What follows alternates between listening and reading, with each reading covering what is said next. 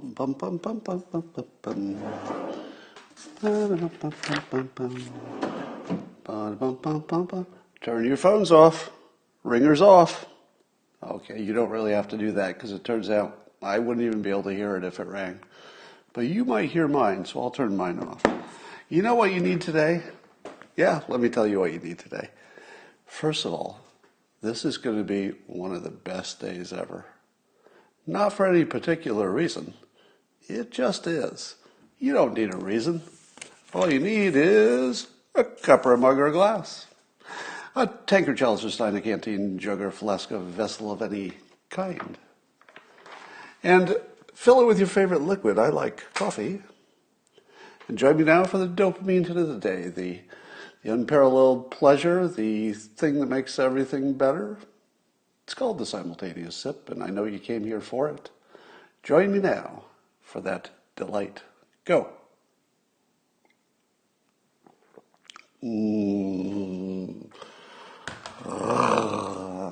Wow. I guess the day going, doesn't it? Everything's starting to turn up. Looking a little better. You started out a little bit slow today, but look how much better things are already. It happens quickly. I saw today that the company Ring that makes the home security, they have a new prototype of an indoor drone for security. And apparently they've already made it, but they're not selling it yet. A little drone that will pop up from its little charging station and do a predetermined route through the air through your home and send you back pictures so you can look at what's going on. Now, if that's not cool, I guess I don't know what cool is, because that got me all excited. Here's another little positive trend that is unexpected positivity from the coronavirus tragedy. Hydroponic farms are doing great. I have a tiny, tiny little investment in a desktop hydroponic company, and their revenue just went crazy because of coronavirus. And what they make is it's called Click and Grow, if you're looking for it. And they make these little desktop garden things. They have their own light source and pods and seeds and stuff. They're pretty cool. But apparently the full-size farms, hydroponic farms, just went from, well, that's a good idea. I suppose you could make an indoor farm if you really needed to. It apparently is completely shifted off to, we need some hydroponic farms, because if our food source gets cut off, like it sort of almost did with the coronavirus, we need a backup plan. And having local hydroponic farms is a pretty good way to go. So that's good news. There's some fake news about Joe Biden today. Of course, he's the Gaff maker. So when Joe Biden makes a joke intentionally, in the context of so many gaffes, sometimes you can't tell. But this one is being reported as a gaffe that was clearly him making a joke, in which he said in one of his Zoom appearances, he said, I got to the Senate 180 years ago. And the Trump campaign tweeted that as a gaffe.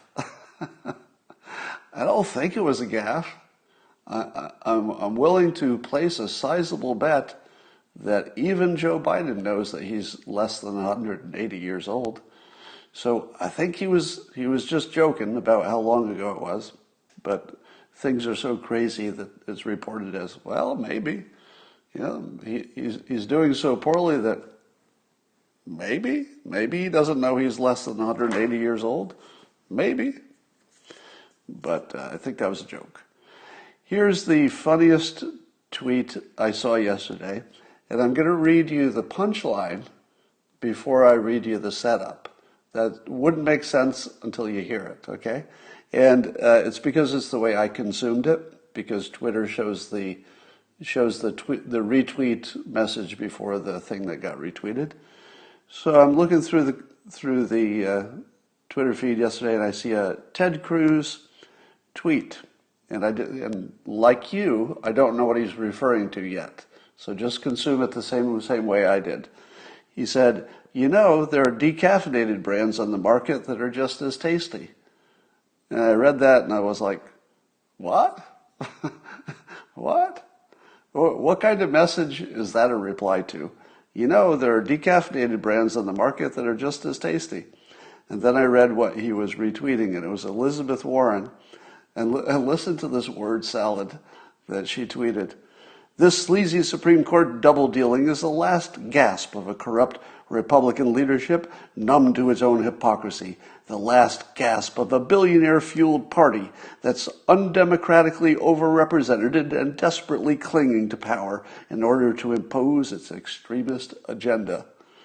Ted Cruz, there are decaffeinated brands on the market that are just as tasty. You have to admit, that's one of the all-time great tweets. Here's some good news. All these protests are happening, and you're thinking to yourself, well, what good is coming out of all these protests? You'd like to think that with all that disruption, there's something good coming out of it. And I'm here to report, finally, serious progress against systemic racism. And this comes courtesy of Seattle. So Seattle has voted in and approved the following changes, thank God, because the long nightmare of systemic racism has finally coming to a close, at least in Seattle. I would imagine a lot of places are going to copy this model, because once you hear it, what they've done to eliminate systemic racism, you're going to say to yourself, it's obvious once you hear it. Until you hear it, you say to yourself, I don't know, it feels like such a big problem. I don't even know where to begin.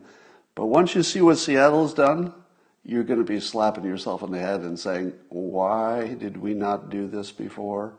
Why? So here's the three things they've done. They have eliminated the police unit that clears homeless camps. Now, I think you know that if you eliminate friction for something, it just stops happening, right? That's the Seattle theory, is if they stop clearing out these homeless camps, things should be good. Now, some people are going to say, I know critics are going to say, Scott, if you stop clearing out the homeless camps, isn't the guaranteed effect of that to attract more homeless camps? To which I say, I don't think you understand how systemic racism works. You're in crazy land. No, if you stop clearing the homeless camps, systemic racism goes away. You're thinking about how removing obstacles will make more of something happen, such as more homeless people will stream into Seattle because it's a good place to be homeless.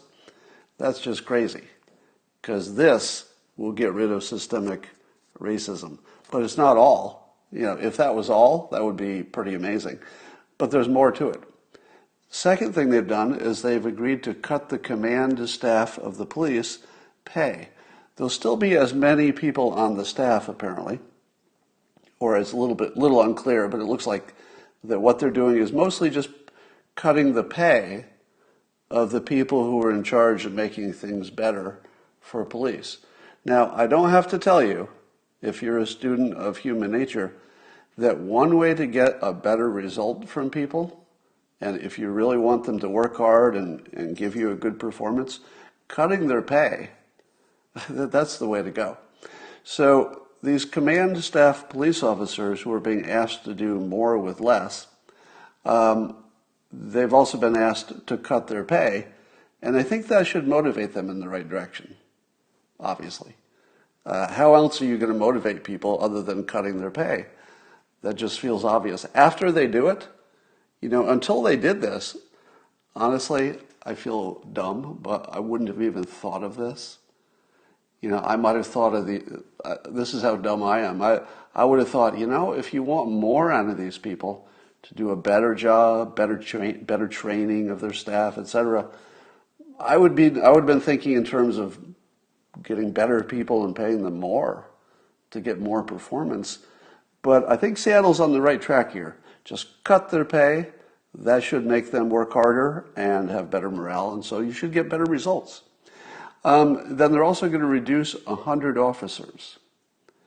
Now, if you want to make your city better, take the thing that holds it together, law and order, and get rid of that. Because the law and order was becoming sort of a Trojan horse, if you will, for racism.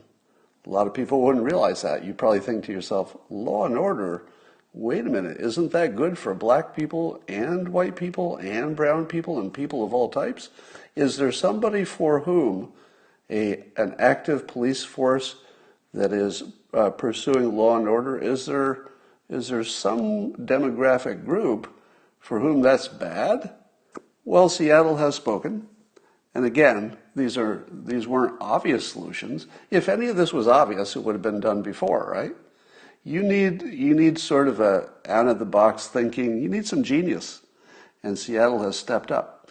So they're reducing the number of police officers, cut the command staff pay, and they got rid of the unit that is clearing the homeless camps.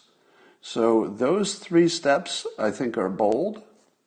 I think they should be observed for how effective they are, and probably in a few weeks the rest of the country should go this way, because I can't imagine this not working. Imagine you're Black Lives Matter and you hear this announcement and you think, I'm out here every day, I'm protesting, I'm trying to get rid of systemic racism, but nothing's happening. Why is nothing happening? And then you see this and you say, whoa, I think I've overperformed. I was trying to get rid of systemic racism in Seattle, but I may have done it in the whole world, because once these 3 ideas get out, there's nothing that's going to stop them from spreading to all of the other smart cities that also want to get rid of systemic racism. So that's all good news. You should be pretty happy about that. Here's some more news. It's going to be harder and harder to run against Trump and call him a racist.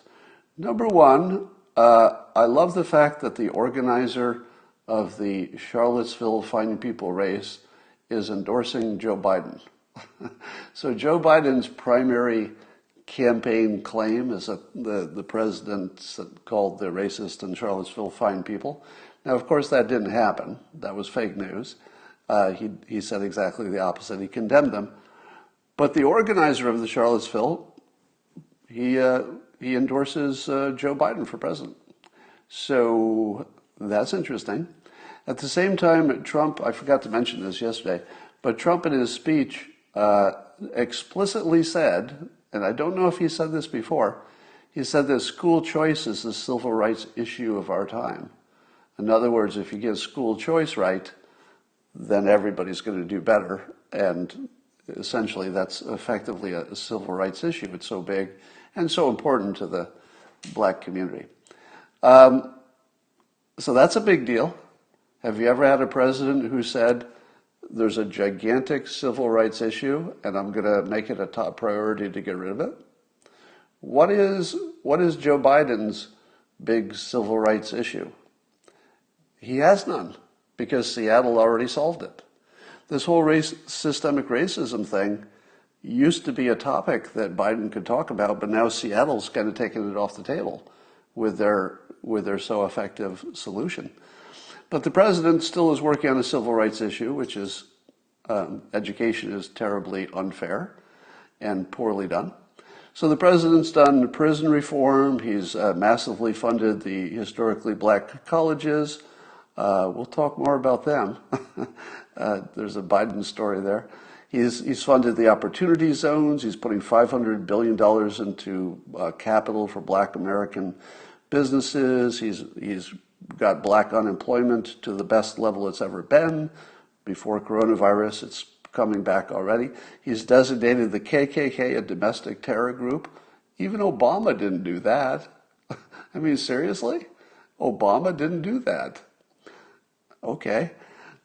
He's the law and order president, and by a majority, the black population does like law and order. Surprise. Surprise. You're surprised that people like law and order no matter who they are. It's amazing that that's a surprise. All right. But here's the other thing that sort of snuck up on us. Trump is the first U.S. president to nominate a mother of black children to the Supreme Court. He's the first one to nominate a mother of black children to the Supreme Court. Now, I know what you're thinking. You're thinking in terms of diversity on the Supreme Court, wouldn't it be better for an actual black woman with black children to be nominated? Yeah, okay. I see that point. It would be a little bit more on the nose. You'd say to yourself, all right, that's exactly, that's the segment we want to fill in there. But I'd have to say, if you don't have that, the more ideal solution that everybody would recognize is like, oh, okay, that would be good to get that kind of diversity. I would think that a strong second place is a woman who has black children, because I don't think the mom reflex gets turned off. I mean, I've got a feeling that quite legitimately Amy Coney Barrett feels that all of her children are awesome. So having somebody on here who has that sensibility, let me put this into a visual persuasion. When Amy Coney Barrett watched the George Floyd, shocking video of the moment of his death, do you think that she looked at it the same as people who do not have black children? I'll bet not. I'll bet the fact that she has black children, changes her filter on seeing the George Floyd situation to make it not exactly what a black citizen of this country felt. I mean, that's, you can't really feel what other people feel. But if you wanted to get close to it, if you wanted to get into the general zip code of that, she's a strong choice. It's interesting to have somebody who has one leg in each world. I mean, she has one leg, sort of, in the parent of black kids, and one leg in sort of a generic white person world. It's kind of a good perspective. You probably heard of Dr. Ibram Kendi, who's a Boston University Mellon professor, National Book Award winner, best-selling author, and he wrote How to Be an Anti-Racist, and recently, so he's a sort of a public anti-racist advocate. He recently made some news because I guess Jack Dorsey gave his group, I guess, $10 million unrestricted money to help them work on, let's see, how is it described?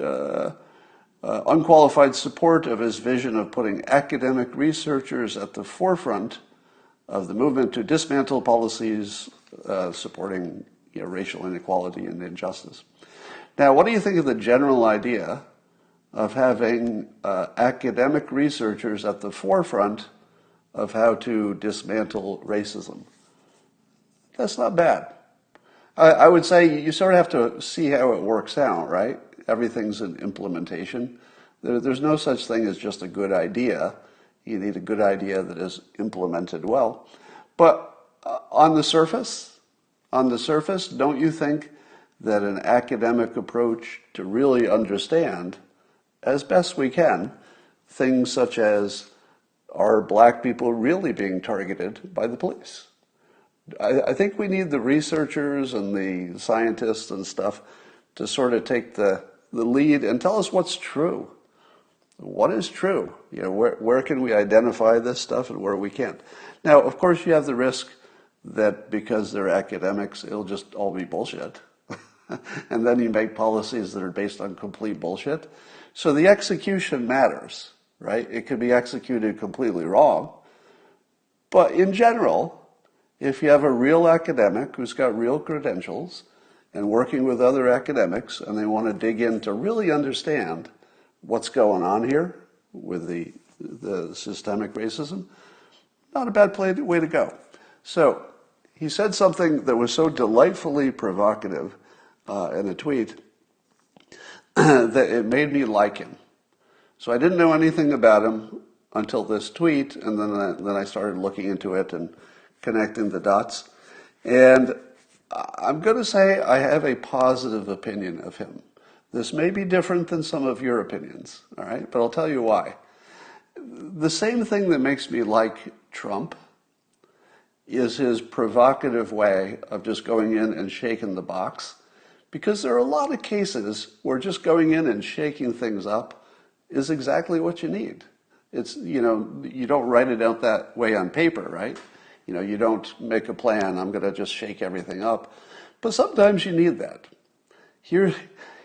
So somebody made a tweet that's been deleted now about it would be hard to make fun of Amy Coney Barrett because she has 2 black adopted children from Haiti. And you think to yourself, okay, that's unassailable. Who could possibly complain about her in terms of racism when she's gone so far as to adopt 2 kids from Haiti? So she's beyond criticism, right?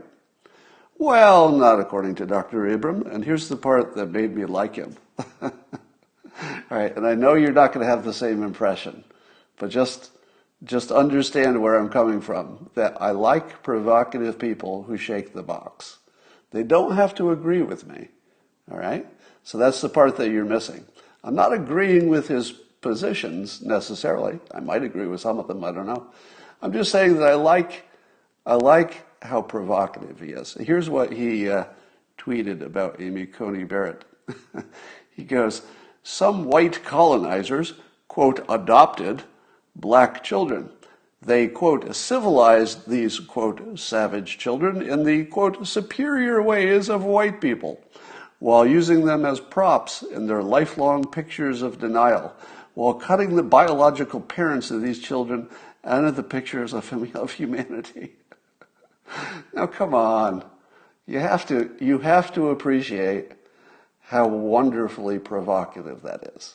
All right, you can agree, you disagree with it, you find it offensive. I get that, but just agree with me on this point. The way you feel when you hear this has got to be very similar to the way Democrats feel when they look at a Trump tweet, right? It's going to look kind of similar. You're going to hate it, but you can't look away. What if I told you about persuasion? 50% of persuasion is getting your attention. One way to do it, and nobody's come up with a better way to do it, is to be just so crazy provocative that people can't look away. He has that. He has that. So if you're tempted to dismiss him because you say, I don't agree with any of the things he's saying, I would give it another look, because there's a whole lot of X factor that comes out of this. It just sprays out of this. The same kind of X factor that an AOC has, same kind of X factor that a President Trump has. It's just coming out of his pores. Now, once he gets all this attention, what's he do with it? So here's the second part, right? Now that he's got all this attention, being provocative, what's he do with it? Here's what he does with it. He follows it up with this. He says, and whether this is Barrett or not is not the point.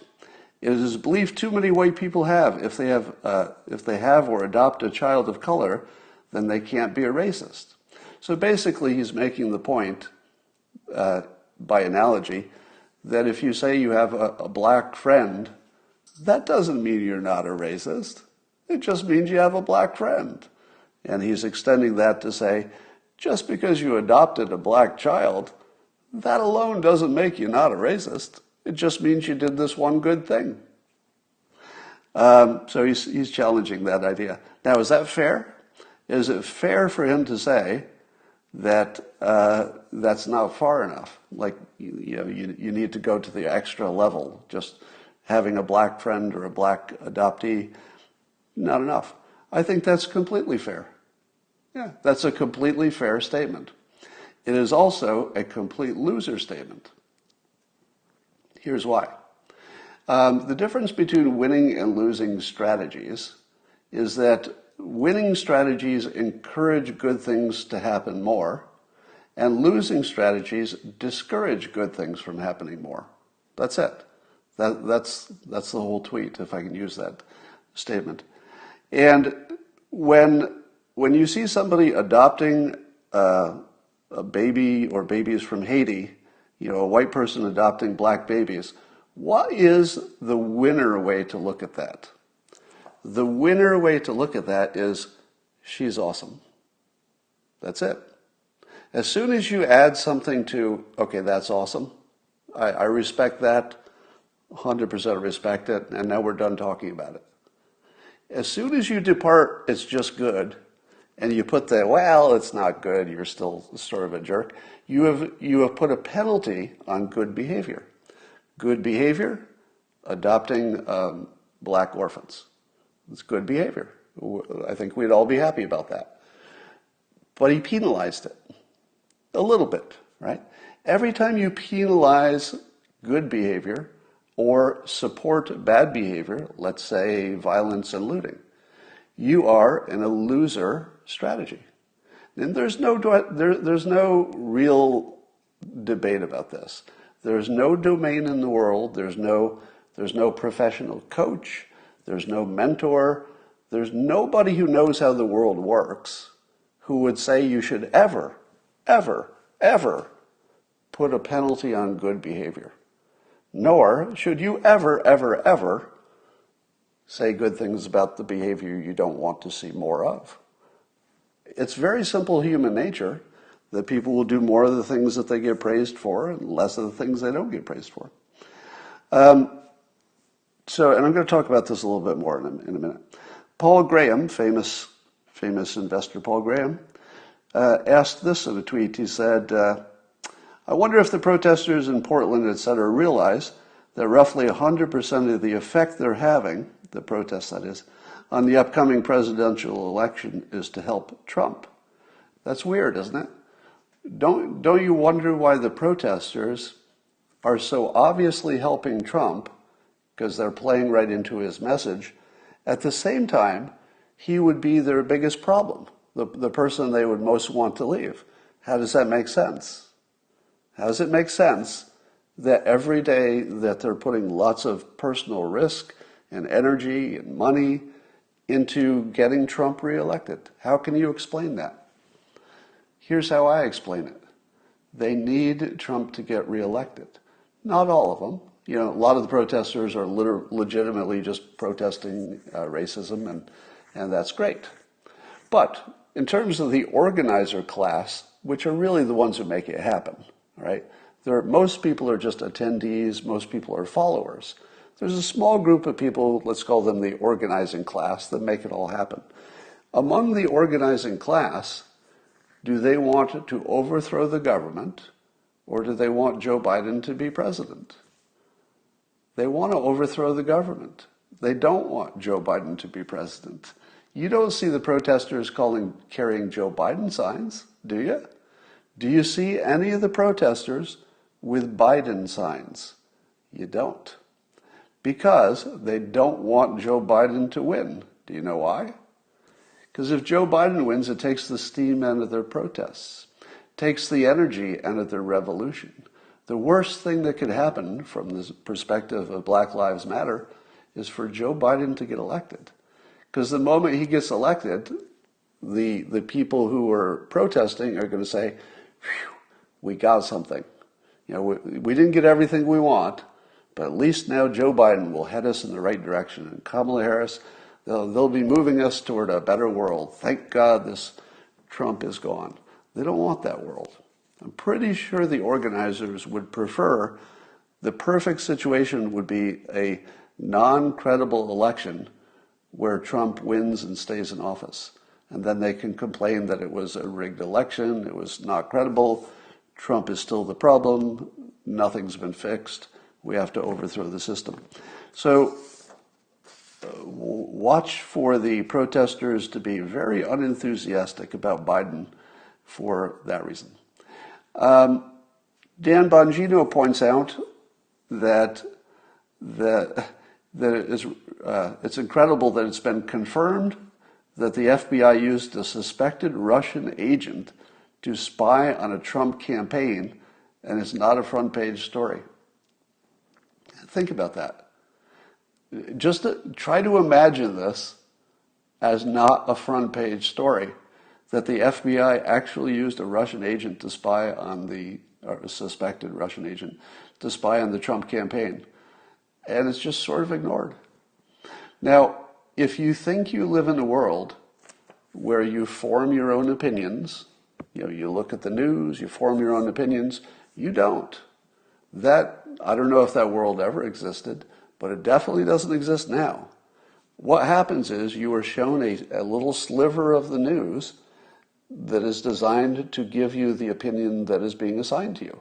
If they showed you more than the sliver of news, you might get too much context and you would not accept the assigned opinion, because you might say, well, I see your point, but what about all this other stuff? As long as they just leave out all the other stuff, they can give you a sliver of reality. You'll say, looks good to me. If I don't know anything else, I just know that sliver.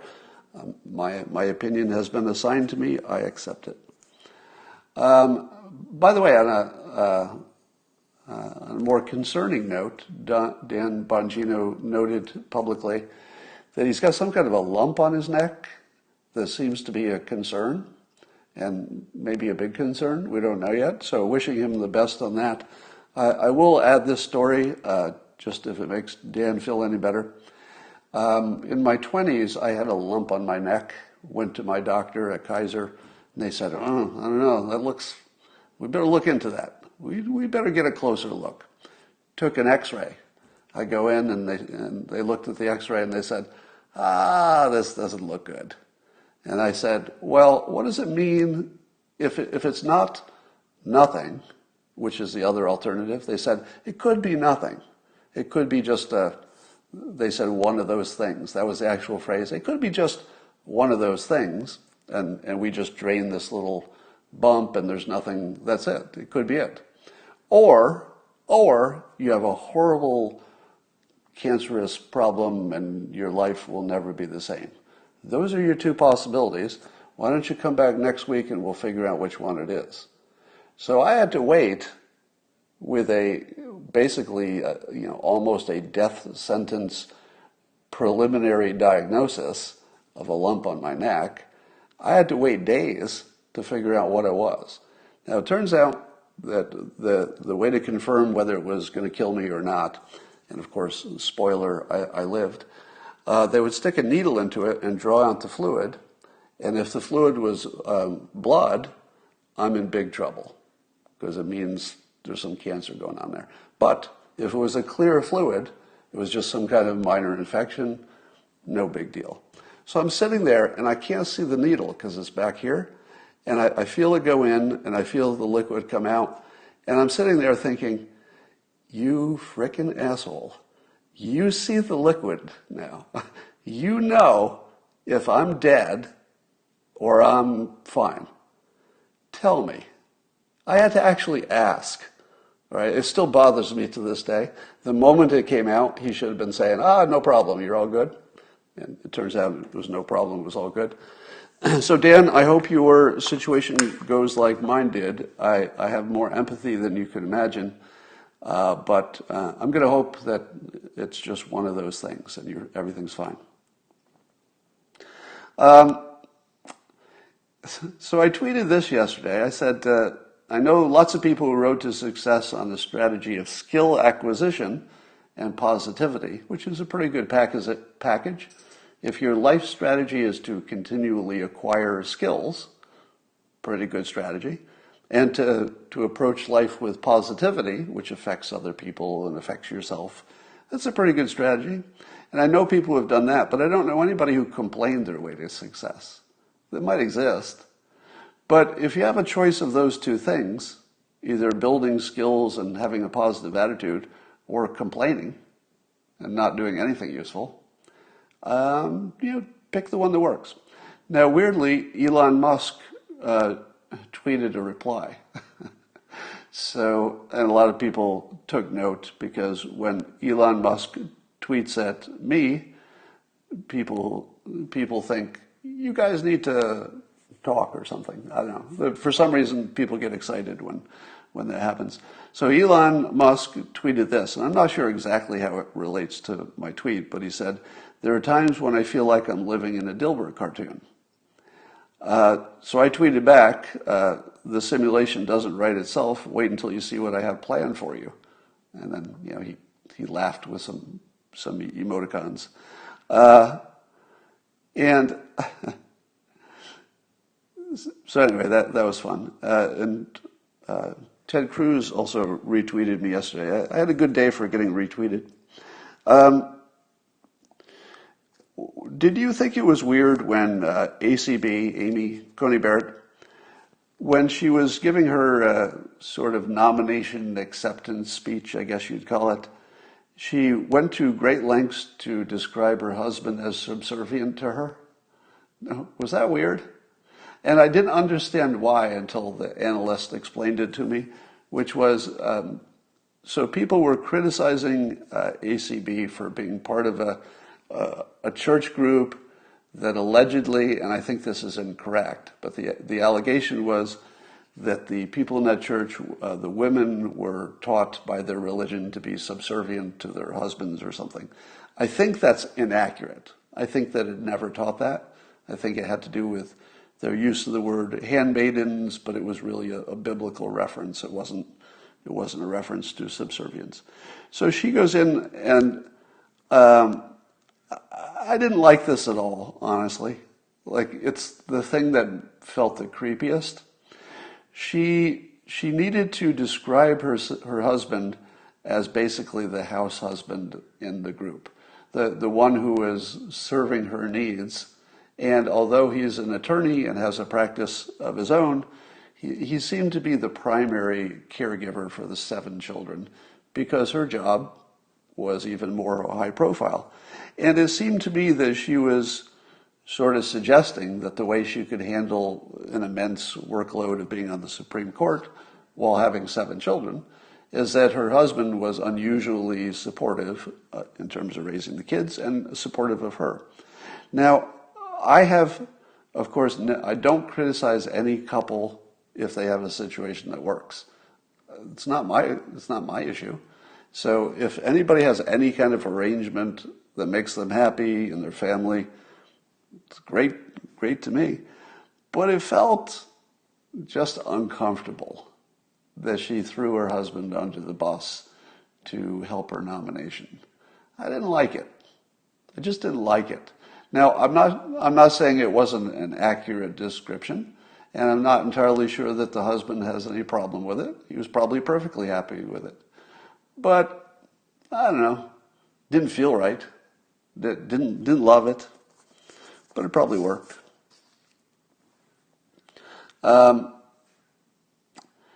So what else is going on? So up in Portland, the Proud Boy rally ended with no major clashes. So there were a number of arrests and there were a number of, people throwing stuff and the usual amount of relatively low-level violence, enough so that you could characterize it as no major clashes. But here's the part I found interesting. So you knew that the Proud Boys were going to show up, and you knew that there would be counter-protesters. Here's the interesting part. There were 1,000 people that showed up with the Proud Boys, 1,000, and there were 500 who showed up as the counter-protesters. Now, if you recall, I've been asking for some time, why is it that the news does not report how many protesters there are at each of these events? It's conspicuously missing. The most obvious thing that you would say about any protest is how many people showed up. It is the number one determinant of how much I should care. If 6 people show up to a protest, I probably don't care. If 1,000 people show up to a protest, you have my attention. All right? And it's not reported, and it's characteristically not reported. And the reason I thought that was important, not just in terms of news value, is that you might recall that I said the following. If the rest of the country knew how many protesters there were, it would allow them to send more non-protesters into the area and take care of it. If you had enough locals who were anti-protester, whatever that number of locals is, you could get enough of them so they would so overwhelm the number of protesters, they would effectively become the police force. In other words, that the locals, if they had enough, could just cause the protesters to behave because it would be too much muscle in the general area. Because force is really the only thing that changes anything in this world. And here it is. 1,000 Proud Boys showed up and supporters, and only 500 anti-fascists, and the result was no major clashes. Why was there no major clashes? Well, I would say it's because the Proud Boys outnumbered the anti-protesters, right? And it shows you a model that, it's dangerous, of course, because if you send lots of, people willing to fight into an area, you've got some trouble. But so let me say that this is not a recommendation or a suggestion from me about how to handle it. Rather, I would say it's one of several ways this could end. There's several paths you could predict you might go down, but one of the paths is that if the police force decides not to be the primary power in the area, and that's what they've decided, the police force has decided that they will play for a tie. The police have decided that they're not going to defeat the protesters. The protesters know they can't defeat the police. They're both playing for a tie. But the Proud Boys were not playing for a tie. And in theory, you could bring in enough people who just want the protest to stop that the sheer number of bodies of the non-protesters would make it stop. There would just be too much power put into the area. So that's one way it could happen. It could be that the citizens mobilize in enough numbers that they just overwhelm the protesters, and or there are enough people to make sure looting doesn't happen. Because really, if you just had enough Kyle Rittenhouse, the problem with Kyle Rittenhouse was not Kyle Rittenhouse. The problem with Kyle Rittenhouse is there were not enough Kyle Rittenhouses there. If the Kyle Rittenhouses had outnumbered the people who attacked him, and some of them ultimately got shot, 2 of them were killed, if the Kyle Rittenhousers had been the majority, instead of the lone ranger trying to help things, it would have been different, and it probably would have been a lot less violence. Here's something interesting. In Electionland ProPublica, that's a publication, Electionland ProPublica, they're reporting that in North Carolina, so far this year, I guess they're already counting the absentee ballots, and already there are 3 times as many ballots from black citizens that are rejected compared to white. Now, what's the first thing you say about that? Oh my God, there are discriminating people rejecting ballots because they're doing 3 times as many black ones as white. But the story goes on to say that there's no demographic information on the ballots that are being rejected. And I'm thinking, but isn't there at least a name? There's a name on the ballot, right? A printed name. Don't you know where the ballot came from? Am I wrong about that? Because that is demographic information. It isn't too hard, if you are a racist, to try to guess which names belong to black people. You wouldn't get every one, but you could get pretty close, couldn't you? If you just picked out the obvious ones. So I'm not sure I believe that you can't tell completely who voted. But the problems that they call out for why they were being rejected were missing a signature or missing a witness signature. Now that's pretty black and white, right? There's either a signature or not. There's a witness signature or not. What would be the reason that both in 2018 and now in 2020, 3 times as many black voters did not fill in one of those 2 things? What causes that? Do you have any idea what causes that? If I had to take a guess, I would say it's correlated with educational levels. And that the more educated you are, the more adept you are at reading a form correctly, filling it out correctly, and not making any mistakes. So it probably is just correlated with economic situation and an education situation. But it does certainly raise the question that Trump has been raising, that these ballots are a problem. All right. But I didn't know this, that apparently the system this year allows the voters to, apparently they have time, I don't know if in every case, but they would have time to fix their errors because I guess they get notified. Now, if they're notified of the errors, there must be some information on the ballot that tells you something about people. So they can either fix it or they can go vote in person. But as you might imagine, not everybody fixes it. So the original problem persists even though they could have fixed it. All right, so maybe that'll make a difference. We'll see.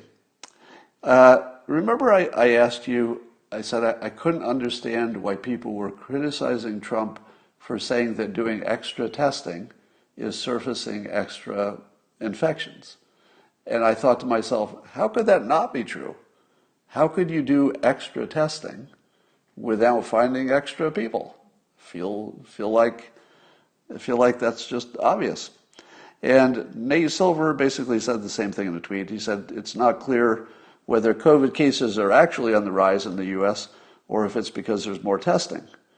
And I thought to myself, that's the first time I've seen anybody who I would imagine is more associated with the left. I don't know if he says that about himself. He may not identify with the left. I don't know. But it's the first time I've heard somebody who wasn't obviously a Trump supporter say, yeah, if you test more, you're going to find more infection. It seems sort of obvious. And now Nate Silver is saying it, and I'm wondering, what am I missing? What am I not understanding about this situation? That it could ever not be true that more testing wouldn't find more things. Isn't the reason you test to find more stuff? I'm really confused on that. So I asked by tweet today, can someone ask Democratic leaders, including BLM, if they'll commit to a peaceful continuation of the Trump administration if he wins? Why is nobody asking Democrats if they will commit to a peaceful transfer if Trump wins? Isn't that a pretty obvious question for Democratic leadership of all type? Here's another one. And why are Democratic leaders not being asked by the press to disavow the domestic terrorist organization that is ironically called Antifa? Now that Antifa has been designated a domestic terror organization, isn't the obvious thing to ask Democrat leaders, do you disavow them now that they're domestic terrorists? It's a good question. It's the most obvious question you should ask, and it's not being asked. All right. So a lot of people have asked me, what kind of persuasion or linguistic kill shot should you use against the protesters that you think are going too far. And sometimes you have to wait a little bit and see how the public is naturally responding to things. And then you find out how people are naturally responding. You can design a linguistic kill shot that plays to the thing they're already thinking. That's much easier than just trying to make up some kind of persuasion out of nothing. It really helps to know how people already think about something. And now that a little time has gone by, I have this suggestion for a linguistic kill shot on Antifa. And you just heard me use it. And it is that the press should always refer to them when describing Antifa. They should be described as the domestic terrorist organization ironically named Antifa. It's the ironically named that takes their power away. Because what Antifa did that was super clever and has served them really well, they called themselves anti-fascists, even though they weren't, in a way that you would consider it. And therefore, anybody who criticized them was calling themselves a fascist. One of the best things anybody ever did in terms of persuasion. So in order to take the power out of that, you could simply refer to them as the ironically named Antifa. Now, you can feel it, right? if you said that often enough, and say the domestic terrorist organization ironically named Antifa, it would completely take the power out of Antifa. So that's my suggestion. Somebody found a video from 1991 in which Joe Biden said, he was talking about a justice suitor, I think, that was being considered at the time, and talking about how old people would be in 2020. And Biden said, in the year 2020, I'll be dead and gone in all probability. Now, what are the odds that there would be an actual video of Joe Biden predicting his own death by 2020 at the exact same time that we're all wondering if he'll live to Election Day in 2020? Did he say that about lots of other years? Is there also a video of Joe Biden saying he might not live to 2025? Or maybe it's something he says a lot, and they just found the one that had the 2020 year in it. But that is very simulation-y. Very, very simulation-y. All right. And there's another video of Biden doing a gaffe that doesn't make any sense at all. And the gaffe is he suddenly injects somebody named John into his answer. And there is nobody named John involved in any way with the question or the answer. You have to hear that to know what's going on. But I've now learned, what Biden does when he loses his train of thought. And it might be a trick I'll use myself, because I often lose my train of thought when I'm doing these periscopes. Probably I'm losing my mind. What he does is, if he starts into a point and he loses his train of thought, he doesn't even know what the topic is anymore. He reverts to this generic statement, which is, we can't let Trump keep doing what he's doing, because that fits everything. So he'll be like, we've got to change the economy and change the taxes, and then he forgets completely what he's talking about. He's like, well, here's the thing. We just can't let Trump keep getting away with what he's getting away with. So whenever he does that means he completely forgot what he was talking about. So look for that. All right. Some of you are thinking that it's Trump's middle name, Donald John Trump, or that he was thinking his name was Jonald Trump. I don't know who he was talking about. There's another tape that surfaced of Biden. This is the trouble with being in politics for so long. There are infinite number of old Biden tapes of him saying bizarre things. But Jonathan Turley was writing about this today. He said a tape has surfaced of Biden claiming back at some point, it wasn't too long ago, that he, quote, started at a historically black college. He actually claimed, Biden did, in front of it looked like a crowd of mostly black voters. He claimed that he had started out at a historically black college, which it turns out never happened, as far as anybody can tell. And they don't even know what he meant. They can't even figure out, well, when he says he started out, does he mean he went to school there? Or did he have some involvement with them? It's just sort of bizarre and unstated. But the fact that you could have a presidential candidate claim that he, or at least apparently claim, this could be misinterpreted, but apparently claim that he went to a historically black college and and people just let that go. Nothing to see here. Yeah, he went to a historically black college. Why not? Why not? I tell you all the time, and it's always good to remember this, that the human brain is tuned toward change. We get used to whatever our situation is. So even if something is really, really bad, if we do it long enough, we stop complaining about it so much because we just get used to it. But if something is moving in the wrong direction, even a little bit, our hair will be on fire and we'll be, no, it's moving in the wrong direction. So we're far more affected by the direction of things than where things are. That's just a good thing to understand about human beings, because that dynamic, you'll see it all the time. And in one of the ways that it's really, really important at the moment is that apparently the COVID deaths in the United States are kind of flat.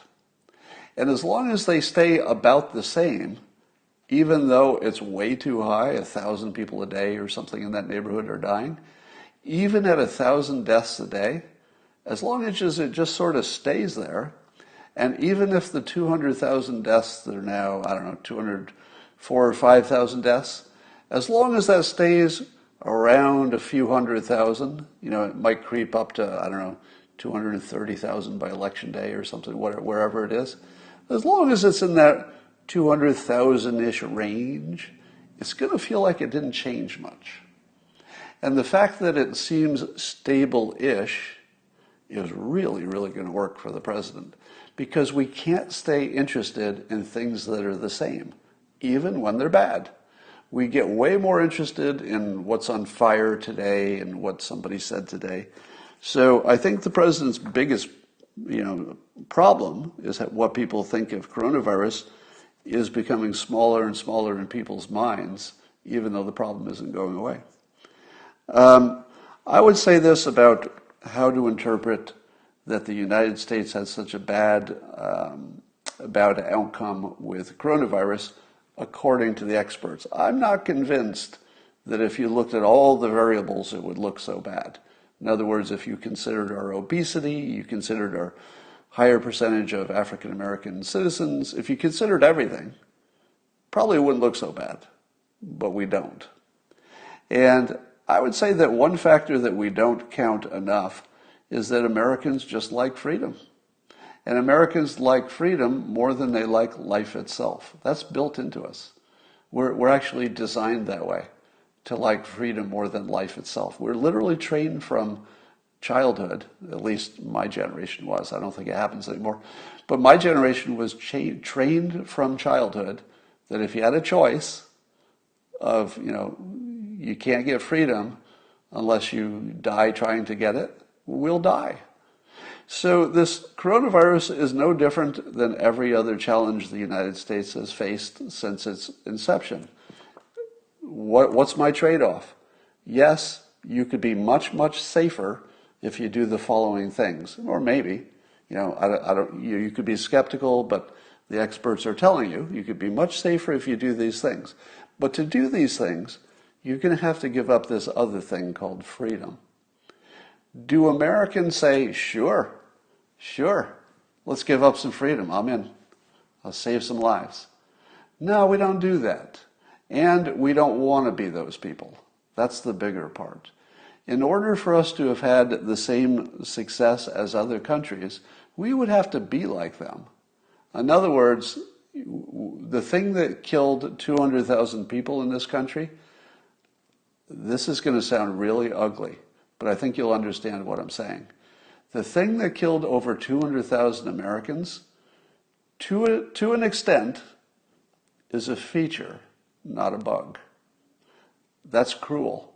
It's horrible. It's an ugly thought. But there is something that makes America a little bit special. And it's this. It's the fact that we don't believe authority. It's the fact that we don't trust the experts all the time. It's the fact that if you give us a choice between living like a slave and being healthy, or living like a free person and maybe killing your own grandmother, you'll kill your own grandmother. You will kill your grandmother for freedom. You kill yourself too.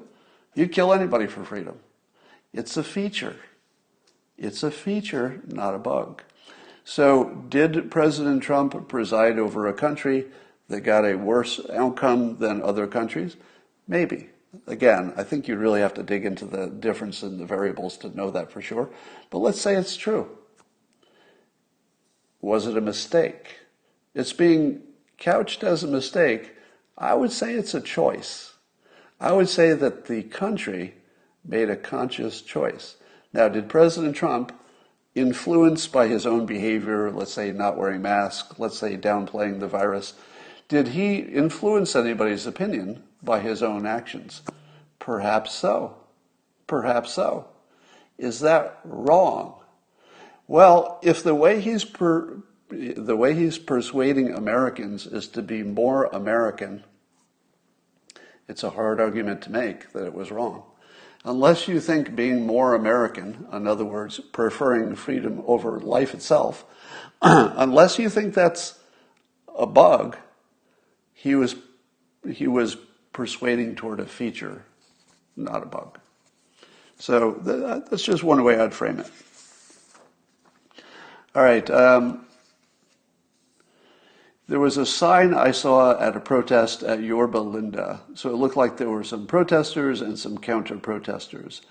And one of the signs held up by, it looked like a white counter-protester to BLM, said, "Black behavior matters." So the response to Black Lives Matter from this counter-protester was, "Black behavior matters." Pretty offensive, isn't it? It is. It's offensive. Now, of course, he made it to be provocative, so you can't, again, that was a feature, not a bug. This is somebody who's trying to get your blood boiling, and it worked.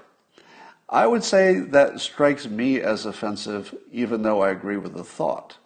The thought I agree with completely, that people have to take responsibility for themselves, even if somebody else caused the problem. So I agree with the thought, but here's how I would have said it better. Instead of saying black behavior matters, I would have said black strategy matters. In fact, if somebody asked me if Black Lives Matter, here's one way I might answer. If somebody said, "Scott, say it, do Black Lives Matter?" I'm not going to be the jerk that says no. I'm not going to say, the first thing out of my mouth is not going to be all lives matter, because I'm not an idiot. Why would I cause trouble that doesn't need to be caused? Here's how I might handle it.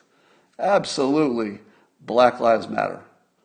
Super, super true. Black Lives Matter, Black Lives Matter. I might even put up my fist and scream it.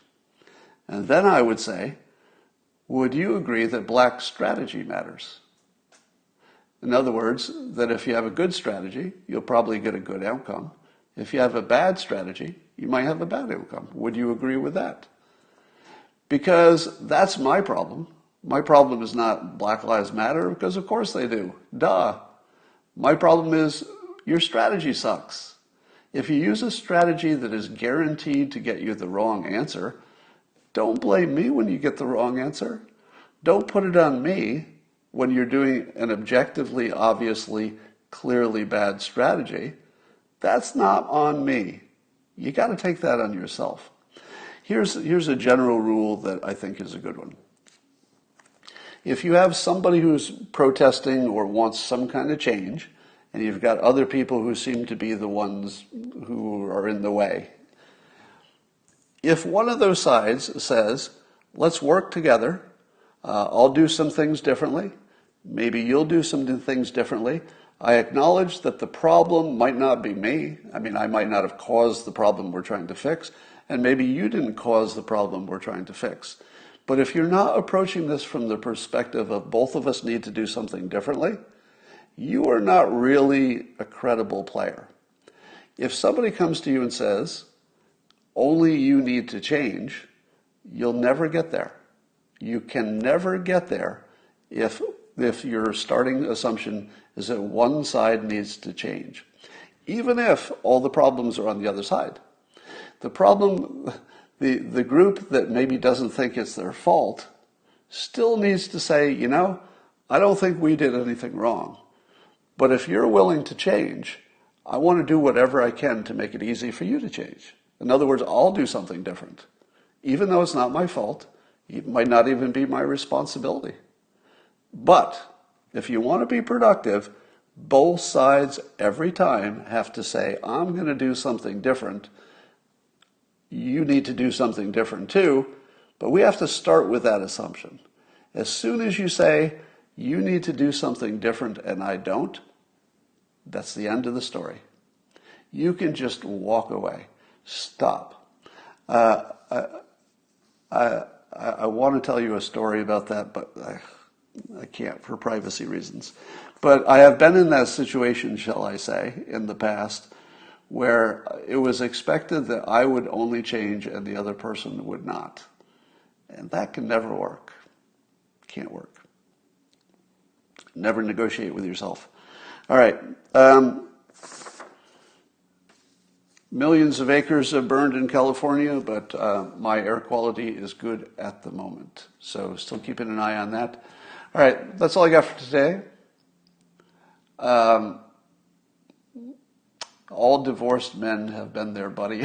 All right, I guess you knew what I was talking about, didn't you? I didn't disguise that well at all, did I? I'm going to tell you the story. All right, I'm going to hope that my ex-wife will be okay with this, because I don't want to do anything that's too personal here. But toward the end of my marriage, we did what married people do if they're having trouble. We went to a counselor. And I wanted to make sure that I got the best outcome from a marriage counselor, so I said, you pick the marriage counselor. So this will be my deal. In order for me to feel like you got the best shot, I want you alone to decide who the marriage counselor is. Because I was so confident that my point of view would be well represented no matter who the marriage counselor was. It really didn't matter who it was. So my ex-wife picked a woman as the marriage counselor, in which I said, all right, this is perfect. Because if a woman agrees with anything I say, it's going to carry a little more weight, I think, with my ex-wife. So I thought, this is perfect.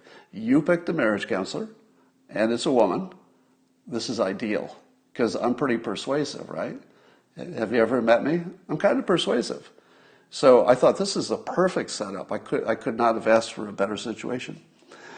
I think it was on probably day one when the marriage counselor told me this was the rule, that I had to change, but my ex-wife did not need to change in any way whatsoever. How do you think it turned out? I argued like a wounded dog. I argued, okay, we got to change that. All right, we can't even talk about any details about what any issues are. We have to change that assumption, because if we go into it with the assumption that I'm the only one who needs to change in any way, they can't possibly have a good outcome. And she could not be persuaded away from that. She never changed her opinion that independent of what the actual issues were, I was the only one who needed to change. Now, I never really even understood it. I never understood it. I didn't understand why that wasn't obviously the worst advice anybody ever got anywhere in the history of advice. But it happened. Now, how many of you had the same situation? I won't wait for your answers, but I know there's a few of them. All right, so that's the story, and I will talk to you later.